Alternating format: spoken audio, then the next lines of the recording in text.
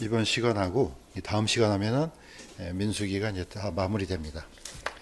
특별히 오늘은 이제 민수기 히브리어 제목은 광야에서라고 제가 말씀드렸습니다. 자, 그렇다면 이제 이스라엘과 광야는 어떤 관련이 있는가, 어떤 의미가 있는가? 109장 이제 우리가 지금 배우고 있는 지금 109장의 제목이기도 합니다. 광야는 이스라엘에게 어떤 의미가 있는가? 자, 실제로 이제 광야는 이스라엘의 중요한 역사이기도 합니다. 그래서 이제 여호수아를 통해서 이제 요단강을 건너서 가나안 땅으로 들어가는데 40년 동안의 이 역사가 성경에서는 굉장히 중요하고 또 영적인 교훈도 그렇고 신약 성경에서는 이걸 이게 반복적으로 이렇게 이 말씀을 통해서 진리를 이 안에서 그냥 가져옵니다. 그러니까 어떻게 보면은 우리는 이런 삶을 살지도 않았고 뭐 또 우리가 교회가 뭐 광야에 있었던 적도 없습니다. 그러나 이스라엘 역사를 통해서 예수님은 그들의 역사 가운데서 하나님께서 어떻게 이들과 함께 동행했고 어떻게 보호하셨는지를 이제 신약에서 다시 풀어줍니다. 그렇기 때문에 광야는 너무너무 중요하죠. 이스라엘 이 현재 이스라엘하고도 관련이 됐기 때문에 다시 한번 이제 복습을 한번 해보겠습니다. 광야에서 이스라엘은 자라났다고 해도 과언이 아니죠. 둥지를 이집트에서 틀어서 이제 홍해를 건넌 다음에 드디어 이제 광야로 들어옵니다. 그러니까 어떻게 보면은 40년 광야 생활이 이스라엘은 오늘 이스라엘이 되기까지의 어떤 굉장히 중요한 그런 역사이기도 합니다. 다시 한번 살펴보면은 드디어 이제 홍해를 건너기 전까지 현재 이제 지명으로는 누에위아라 그랬죠. 여기서 이제 건너서 하나님께서 놀라운 그런 기적을 베푸시니까 이스라엘 백성들이 미리암을 중심으로 하나님을 찬양합니다. 자, 여기서 이제 길을 따라서 이제 거의 3일 길을 가죠. 그때 이제 첫 번째 당도했던 데가 이제 마라입니다. 여기까지가 3일이 걸렸습니다. 출애굽기 15장 22절에 제가 읽겠습니다. 홍해에서 수르 광야로 들어가 광야에서 사흘 동안 갔으나 물을 찾지 못하였더라. 자, 홍해를 건넜는데 바로 물이 있는 게 아니고 어쨌든 이 백성들은 하나님께서 인도하신 길을 따라서 갔는데 물을 찾지 못했습니다. 그래서 드디어 만난 게 이제 마라입니다. 그러니까 어떻게 보면은 우리 인생에 있어서 삶에 있어서 가장 중요한 거, 당장 사람이 육신이 신체 활동을 위해서 가장 먼저 필요한 게 공기 빼고는 뭐겠습니까? 물이거든요. 물은 없으면은 뭐 먹지 못하는 우리가 이제 먹을 거는 뭐 참는다 하면은 참을 수 있지만 물은 이건 방법이 없습니다. 3일 동안 갔더니 물이 없습니다. 이랬더니 바로 이때부터 이제 또 불평불만이 이제 튀어나옵니다. 이렇게 해서 하나님께서 마라의 쓴물을 이제 나뭇가지를 던져서 단물로 바꿔주셔서 이 문제를 해결해 주십니다. 자, 그러면 우리는 이제 결론을 일단은 사실적인 면에서 한번 접근해 보도록 하겠습니다. 광야는 어떤 곳인가? 109페이지에 보면은 이제 가루가 쳐져 있습니다. 뭐 당연히 뭐 이거는 물이 없는 메마른 곳이다. 자, 제일 제목부터 한번 같이 한번 읽겠습니다. 시작. 광야는 물이 없는 메마른 곳이다. 광야는 물이 없습니다. 광야에 물이 많다 그러면 그건 광야가 아니죠. 물이 없기 때문에 사람들은 이 물에 대한 고마움을 늘 아마 생각하면서 살았을 것입니다. 자, 그런데 이제 이 물 문제가 한번 더 터집니다. 어디서 터지느냐? 바로 이제 르비딤에서 터집니다. 그때 이제 하나님께서 이렇게 명령하십니다. 보라, 내가 거기서 호렙에 있는 반석 위에 네 앞에 서리니 너는 그 반석을 치라. 사실 이 반석 이제 얼핏 읽으면은 쑥 지나가는데 무슨 뜻이냐면은 큰 바위가 있는데 하나님이 그 위에 서시겠다는 거예요. 좀 그림 좀 이상하잖아요. 바위가 있는데 내가 그 바위에 설 테니까 너는 그 바위를 쳐라 이겁니다. 그랬더니 거기서 물이 나왔습니다. 그게 바로 르비딤입니다. 그런데 사람들이 그곳의 이름을 마사 무리바라 했는데 왜 이렇게 불렀느냐? 그들이 이렇게 시험했습니다. 그들이 주를 시험하여 이르기를 주께서 우리 가운데 계신가 아니 계신가? 하나님이 우리랑 동행하는 거야 마시는 거야 이렇게 이제 의문을 품었다는 겁니다. 자, 이렇게 해서 해결된 게 바로 이제 반석입니다. 치라 그랬더니 반석이 깨져서 물이 나와서 백성들이 이제 마셨습니다. 자, 이때 어떤 일이 일어났습니까? 바로 그 르비딤에서 아말렉이 들어와서 이스라엘 공격하기 시작합니다. 이때 이제 처음으로 이스라엘이 홍해를 건너서 첫 번째 싸움이 시작됩니다. 자, 어떻게 보면 이게 연결이 돼요. 백성들이 분명히 이집트에서 10가지 재앙과 홍해가 갈라지는 엄청난 기적을 맛봤는데도 불구하고 어떻게 합니까? 하나님이 계신 거야? 아니 계신 건가? 딱 며칠 만에요? 3일 만에 이렇게 돼요. 그러니까 이스라엘 백성들이 연약하다는 게 아니고 죄를 가지고 있는 육체가 얼마나 연약한지 보여주는 겁니다. 우리도 똑같을 겁니다. 3일 동안 뭐가 아무것도 없다. 마실 물이 없다. 그러면 아마 이 사람들하고 똑같을 겁니다. 과연 아니나 다를까? 그렇게 얘기를 했습니다. 그랬더니 하나님께서 이렇게 역사해 주셨습니다. 르비딤 그러면은 르비딤 광야에 있던 반석에서 친구하고 또 한 가지는 전쟁입니다. 이때 이제 나온 유명한 단어가 요한이십니다. 이거는 같이 한번 읽겠습니다. 시작. 모세가 손을 들면 이스라엘이 이기고 그가 손을 내리면 아말렉이 이기더라. 모세가 제단을 쌓고 그것의 이름을 요한이시라 하였으니 요한이시는 깃발이란 뜻입니다. 승리. 자, 하나님께서 그 아말렉 군대를 통해서 누가 이스라엘을 보호하는지 그걸 분명하게 보이셨습니다. 그러니까 어떻게 보면은 이제 여호사가 이제 이 군대의 대장이 되어서 전쟁을 했는데 우리는 삶 속에서 늘 뭔가 우리가 잘해서 이기고 못하면 지고라는 생각을 갖고 있거든요. 이거는 틀림없어요. 그런데 하나님께서는 그렇지 않다는 걸 보여주죠. 누구 손에 달려있다는 걸 보여줍니까? 사실 하나님 손에 달려있음을 보여주는 거죠. 모세가 지팡이를 높이 드니까 이스라엘이 이기고 내리니까 지고 이게 좀 이상하지 않습니까? 오늘날? 아니 모세가 드는 거하고 무슨 상관이 있겠어요? 전쟁하는 거하고?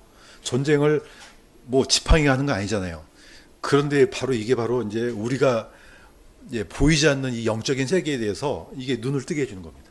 우리가 뭔가를 이길 때는 우리 힘이 아니라는 겁니다. 그 뒤에 보이지 않는 하나님의 힘이 작용하니까 우리가 승리하고 그렇지 않으면 진다는 것을 분명히 보여주죠. 그러니까 여호수아가 착각하면 안 되는 거죠. 그러니까 모세는 이걸 기록해서 여호수아의 귀에 읽으라 그랬거든요. 하나님의 힘이 너희를 이기겠다는 걸 잊지 말라는 겁니다. 그래서 이스라엘은 이걸 늘 기억해야 되는데 현실적으로는 그렇지 못했다는 게 이제 이 결론입니다. 자, 하나님께서 이스라엘 어떻게 인도하시는지 보겠습니다. 광야에서. 자, 두 번째는 광야에는 물도 없지만은 길도 없습니다. 그러니까 이거 굉장히 심각한 거죠. 오늘날에는 뭐 GPS가 내비게이션이 있어서 다 이제 하지만은 이게 우리는 너무 이제 이런 게 익숙해졌기 때문에 길이 없다는 거에 대한 이게 공감이 잘 안 됩니다. 자, 광야는 이거는 곧 죽음이에요. 우리가 어떻게 길을 알겠습니까? 그 고대에. 그래서 하나님께서는 인도해 주셨어요. 어떻게 인도해 하셨느냐? 구름이 성막 위에서 떠오를 때는 이스라엘 백성들이 그 구름을 따라서 이동했어요. 구름이 떠오르지 않아요. 그럼 머물러 있는 겁니다. 자, 그래서 이스라엘 온 집이 자기들의 모든 여정을 통해 낮에는 주의 구름이 성막 위에 있고 밤에는 불이 그 위에 있음을 보았기 때문이더라. 그러니까 이스라엘 백성들은 하나님이 살아계시는 걸 뭘로 보고 합니까? 구름 기둥과 불 기둥을 보면 알아요. 이거는요 그냥 며칠 반자가 없어진 게 아니고 몇 년 동안요 장장 40년 동안 이렇게 했어요. 그러니까 우리 가운데 계신가 아니 계신가 이거 안 돼요 말이.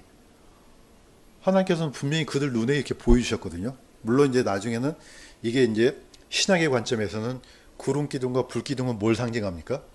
이건 성령이에요. 성령을 상징하는 겁니다. 사실 성령은 우리 눈에 보이지 않잖아요. 그럼에도 불구하고 우리가 매일 우리 마음속에서 이분의 인도하심을 느끼면서 살아갑니다. 이걸 잘 못 느낀다 그러면은 이미 눈이 어두워졌다는 겁니다. 자, 하나님께서는 이스라엘 백성들한테 구름 기둥과 불 기둥을 통해서 늘 그들과 함께 하신다는 것을 보여주셨고 증명해 주셨어요. 그러니까 이스라엘 백성들이 길이 없어도 알아서 잘 갑니다. 만약에 광야에서 진짜로 물이 하나도 없었다면요, 다 죽어요. 왜냐? 그 어딘가에 뭐가 묻혀 있으니까 압니까? 예, 샘이 있는 겁니다. 자, 이 사진을 보면 공감이 될 겁니다. 여기에는 이게 오아시스예요. 저기 아주 오래전에 읽었지만은 생각이 하나도 안 나는 그 소설이 하나 있어요. 어린 왕자. 한 번쯤은 봤잖아요. 어린 왕자에 보면은 이런 구절이 나와요. 사막이 아름다운 것은 그 어딘가에 샘이 숨겨져 있기 때문이다. 이런 구절이 나와요. 뭐 진짜로 사막이 아름답습니까? 이제 말이 그렇다는 거죠. 그렇지만 그 넓은 사막에 어딘가에 있는 거예요. 그러니까 그 숨겨진 샘이 어딘지 알기 때문에 찾아가서 하나님께서 그 주변에다가 장막을 짓고 멈추는 거 아니겠습니까? 자, 생각해 보세요. 이스라엘은 장정이 60만 명이에요. 어린아이까지 합치면 200만 명이에요. 적어도 200만 명이 먹어야 되는 물은 있어야 될 거 아니에요. 그 물이 무슨 몇 컵 정도 되겠습니까? 어마어마한 양이죠. 자, 그 물이 숨겨져 있는 것을 어떻게 압니까? 하나님께서 그래서 이들을 인도하고 40년 동안 인도해줘. 자, 그렇게 해서 이스라엘이 이 광야에서 생존했습니다. 자, 이걸 그대로 예수님께서 바로 그 역사를 가져오십니다. 요한복음 14장 6절 같이 한번 읽겠습니다. 시작. 내가 곧 길이요 진리요 생명이니 나를 통하지 않고는 아무도 아버지께 오지 못하느니라. 예, 이 광야의 역사예요. 그러니까 길이죠, 예수님이. 진리죠. 그 생명의 말씀이죠. 가라 그러면 가고 오라 그러면 오고 싸우라 그러면 싸우고 곧 생명입니다. 그러니까 이 사람들이 이 이스라엘이 경험했던 이 역사는 하나님의 인도하심의 역사이기 때문에 예수님께서 그 역사를 그대로 가져와서 그 인도자가 누구냐 이겁니다. 바로 내가 예수님이다. 그러니까 예수님을 통하지 않고서는 아무도 영원한 천국에 못 간다는 겁니다. 자, 그래서 이스라엘 백성들은 이 광야를 늘 기억하면서 살았어야 되는데 안타깝게도 그러지 못했던 게 이제 문제인 거죠. 자, 세 번째는 광야에는 물도 없고 길도 없고 그 다음에 뭣도 없습니까? 식량도 없습니다. 막 광야에 막 그 들판 있고 그럼 그건 광야가 아니죠. 아무것도 없기 때문에 광야입니다. 여러분 한자를 한번 찾아보시면요. 광야 그러면은 더 굉장히 리얼하게 나와요. 한자를 찾아보면은 그야말로 넓기만 한 게 아니고 아무것도 황량하고 황폐하고 이렇게 이제 의미를 갖고 있습니다. 출애굽기 16장 4절에 같이 한번 읽겠습니다. 시작. 보라 내가 너희를 하여 하늘로부터 빵을 비같이 내리리니 백성이 날마다 나가서 정한 양을 거둘지니라. 이로써 그들이 내 법안에 걸으려 하는지 걸으려 하지 아니하는지 내가 그들을 시험하리라. 하나님께서는 드디어 신광야에서부터 만나를 내려주시죠. 자, 만나를 내려주는데 그 각 사람이 나가서 일 오멜씩을 거둡니다. 자, 그런데 일주일 가운데서 딱 6일 동안만 내려주셔요. 6일까지만 내려주시고 안식일 날은 안 내려주시죠. 그때는 2배를 내려주십니다. 2배를 거두라고 명하십니다. 그러니까 안식일 날은 나가서 거두면 안 되죠. 그랬더니 아니나 다를까 거두러 나간 사람이 있었어요. 자, 사실 이게 하나님께서 이 만나를 통해서 주실 때 사람들 마음속에서는 내일은 진짜 내릴까? 분명히 이렇게 생각했을 거예요. 6일째 되니까 6일 내일은 분명히 나가지 말라 그랬는데 또 찾으러 나갑니다. 그러니까 이 사람들은 매일매일이 뭘 지금 의심을 하고 사는 겁니까? 사실 하나님의 어떤 인도하심, 하나님의 공급하심을 사실 날마다 의심하고 살았던 거예요. 이스라엘 백성들이. 뭐 우리도 사실 어떻게 보면 똑같아요. 이게 매일 의심이 들어요. 진짜 하나님께서 나를 인도하실까? 그런데 하나님은 매일 채워주셔요. 이스라엘 백성들은 언제 거뒀느냐? 아침 일찍 일어나서 거뒀어요. 그래야만 먹을 수 있거든요. 그러니까 이 이스라엘 백성들한테 이 광야는요, 어떻게 보면은 그들의 연단을 시험하는 곳이기도 하고 하나님이 날마다 채우신다는 하나님을 이렇게 보여주시고 증명하는 곳이기도 합니다. 뭐 우리는 한국에는 광야가 없으니까 이게 좀 공감이 안 되는 것 같아요. 뭐 큰 넓은 사막도 있고 그러면 아 그렇구나. 그런데 우리나라는 뭐 어딜 가나 물이 있고 어딜 가나 강이 있고 뭐 들판이 있고 예. 한 번쯤 그런 데가 좀 있으면 좋겠어요. 한국도. 자, 어쨌든 우리는 이걸 늘 기억해야 됩니다. 하나님께서는 늘 채워주셨다. 이스라엘 백성들은 그래서 굶주리지 않고 몇 년 동안요? 장장 40년을 굶주리지 않고 살았어요. 어떻게 보면 이게 기적인데 아무도 이걸 기적이라고 생각하지 않습니다. 뭐 우리도 똑같지 않습니까? 하나님의 채워주시면요 기적이거든요. 근데 아무도 이게 기적이라고 생각하지 않습니다. 자, 예수님은 이걸 그대로 가져오셨어요. 요한복음 6장 48절에서 50절 이거 같이 한번 읽겠습니다. 시작. 내가 그 생명의 빵이로다. 너희 조상들은 광야에서 만나를 먹었어도 죽었거니와 이것은 하늘로부터 내려오는 빵이므로 사람이 그것을 먹으면 죽지 아니하리라. 예, 아까 말씀드렸던 것처럼 이스라엘 백성들은 노인부터 어린아이부터 노인까지 각자 가서 거둬요. 거두는데 얼마를 거두느냐? 한 오매를 거둬요.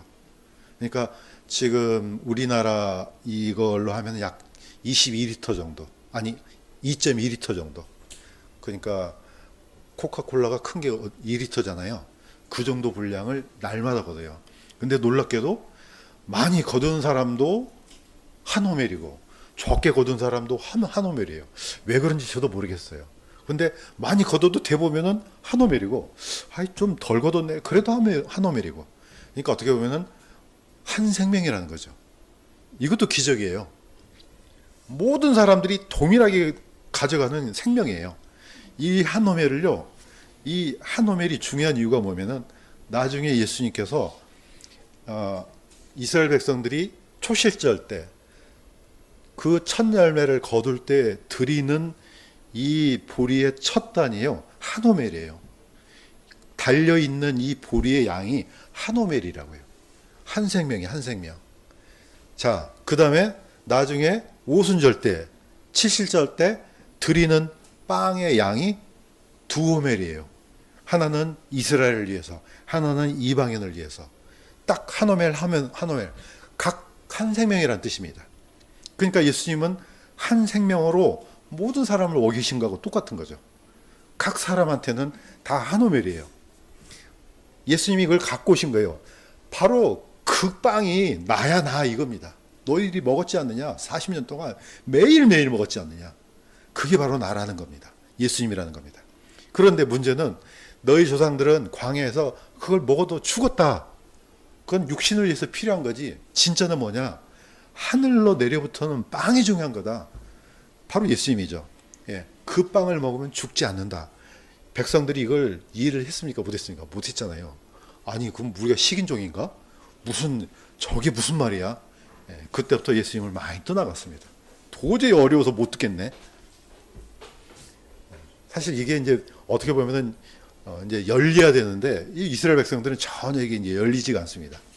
자, 하나님께서는 광야를 통해서 이스라엘 백성들을 이렇게 인도하시고 채워주셨음을 역사 가운데서 증명하셨고, 또한 예수님은 그 역사를 그대로 가져와서 예수님을 설명해 주셨습니다. 자, 광야를 보시면 이제 마지막에는 광야는 보호받을 수 없는 곳입니다. 이거는 뭐 우리가 이제 잘 알고 있는 것처럼 광야는 뭐 어떻게 방법이 없어요. 우리는 길 가다가 차가 고장 나면은 뭐 119에 신고하든지 뭐 어디에 신고하든지 카센터에 신고하든지 그러면 도움이 즉각 날라오잖아요. 도시에 사는 사람들은 이제 그건 이점이 있죠. 그런데 광야는요, 어디다가 어떻게 신고해요? 강도를 만났는데 누구한테 신고해요? 안 되는 겁니다. 출애굽기 29장 5절 같이 한번 읽겠습니다. 시작.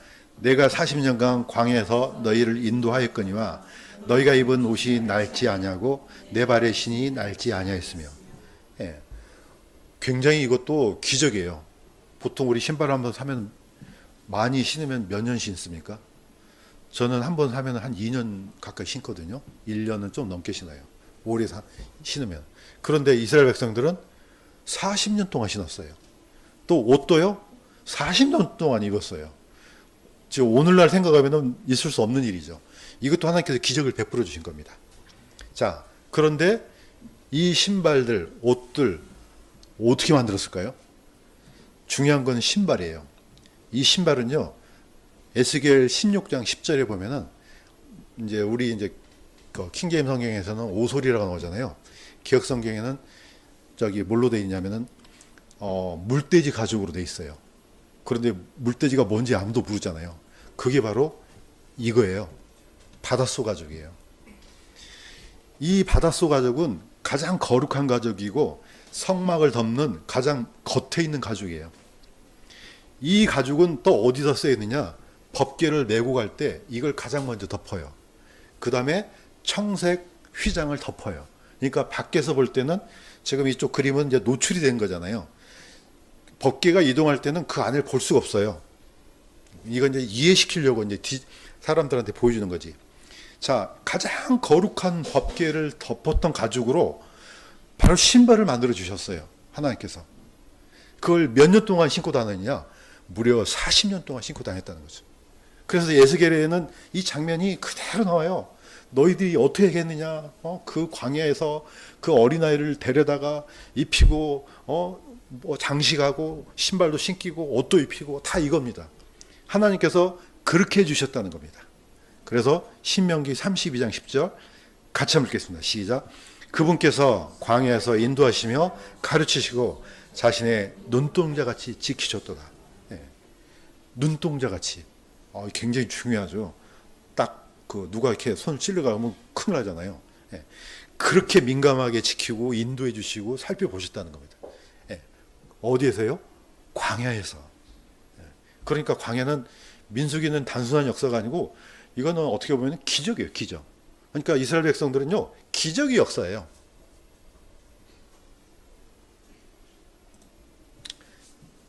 자, 이걸 그대로 신약으로 가져옵니다. 예수님께서는 약속, 좀 더 엄중한 의미로는 언약을 주셨습니다. 어떻게 언약을 맺으셨느냐? 마태복음 28장 19절에서 20절 대명령이면서도 하나님께서 이렇게 예수님이 이렇게 약속해 주셨습니다. 같이 한번 읽겠습니다. 시작. 너희는 가서 모든 민족들을 가르치고 아버지와 아들과 성령의 이름으로 그들에게 침례를 주며 무엇이든지 내가 너에게 명령한 모든 것을 그들에게 가르쳐 지키게 하라. 보라, 내가 세상 끝까지 항상 너희와 함께 있느니라 하시니라. 아멘. 약속을 마지막에 뭐라 하셨습니까? 세상 끝까지 항상 너희와 함께 있느니라. 물론 기획상계에서는 있으리라고 되어 있습니다. 뭐 그것도 의미가 돼요. 그런데 이제 오늘을 찾아보면 이게 현재형으로 됐어요. 뭘 강조하려고 합니까? 항상 있겠다는 뜻이에요. 예. 오늘만 있다가 내일이 아니고 언제까지? 너희가 죽는 그날까지, 우리가 죽는 그날까지, 아니면은 예수님께서 오시는 그날까지 항상 함께 걷겠다. 이게 언약이에요. 하나님은 그렇게 해 오셨어요. 예, 이스라엘 역사 가운데서 늘 그렇게 해 오셨어요. 그런데 하나님이 우리 가운데 계신가 안 계신가? 금방 잊어먹습니다. 무려 3일 만에 잊어먹어요. 3일 지나니까 계신가 안 계신가? 예수님은 마지막 이 약속을 주셨는데 사실 중요한 것은 그 앞부분이에요. 약속은 주셨는데 이렇게 하냐 이거죠. 뭐 진짜로 우리가 하나님의 자녀라면은 이 약속을 하나님께서 예수님이 지키겠죠. 그렇지만은 우리가 할 일은 생각을 해야 되거든요. 자, 가서 모든 민족을 가르치고 아버지와 아들과 성령의 이름으로 침례를 치고 내가 너희에게 명령한 모든 것을 가르쳐 지키게 하라. 이게 돼야지 사실 뒤에 것이 의미가 있는 거죠. 아무것도 안 하는데 그야말로 그냥 진짜 구원받았다는 사람이 교회도 안 나오고 아무것도 안 하는데 이게 무슨 의미가 있겠어요? 같이 간다는 게, 같이 가는 걸 어떻게 느끼겠습니까? 자, 어쨌든 예수님은 이렇게 언약을 했습니다. 자, 그렇다면은 나중에 이제 드디어 한 가지 더 있습니다. 그러면 왜 광야는 왜 중요하냐? 이스라엘 백성들 이 역사에서 광야는요 진정한 예배를 드릴 수 있는 곳이기 때문에 중요합니다. 이스라엘 백성들한테는. 그래서 출애굽기 7장 16절에는 하나님이 명령하셔요. 어떻게 명령하느냐? 이것도 같이 한번 읽겠습니다. 시작. 내 백성을 가게 하여 그들이 광야에서 나를 섬기게 하라. 섬기게 하라는 말이 예배드리라는 뜻이에요. 자, 어디서? 광야에서. 이집트는 안 돼 이거예요. 왜 안 되느냐? 거기는 누가 통치자로 있습니까? 파라오가 통치자로 있잖아요. 그 다음에 태양신이 통치자로 있어요. 이거 어둠의 왕국이에요. 그럼에도 불구하고 이집트는 매우 풍요로웠어요. 나일강이 흐르니까 항상 곡식이 나고 빵을 먹을 수 있었고, 이스라엘 백성들이 가가지고 했던 얘기가 뭡니까? 이집트를 그리워했잖아요. 다시 돌아가려고. 거기는 우리가 고기도 먹고 빵도 먹고 파도 먹고 마늘도 먹고 다 먹었고 다 풍족했는데, 이거 맞나, 이거 맛도 하나도 없는 이거, 이렇게 해서 불평했잖아요. 그러니까 성경에서도 이스라엘 백성들이 고백한 게 뭐냐? 저기 이집트는 풍요로운 땅이었다. 모든 것이 다 갖춰진 땅이었어요. 단 뭐냐? 섬기는 통치자가 누구냐?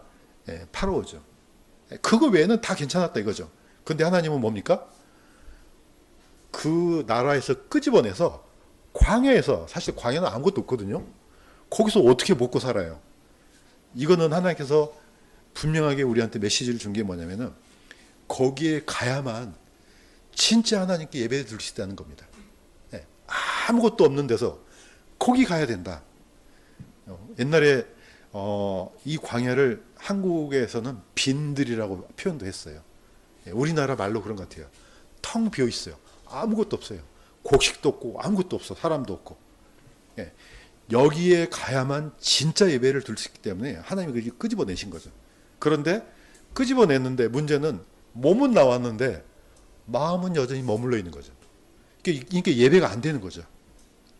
자, 이걸 이 이스라엘 백성들의 그 과거의 역사를 꿰뚫어 주는 사람이 있었습니다. 신약 성경에. 바로 스데반 집사입니다. 한번 보겠습니다. 이스라엘 향해서 스데반 집사가 증거를 합니다. 뭐라고? 사도행전 7장은 유명하죠. 사실 어떻게 보면은 사도행전 7장은요, 단순히 스데반 집사의 설교가 아니에요. 이거는 전체 이스라엘을 압축해서 하나님 앞에 세우는 설교거든요. 너희들은 유죄야, 이겁니다. 자, 이거 같이 한번 읽겠습니다. 시작.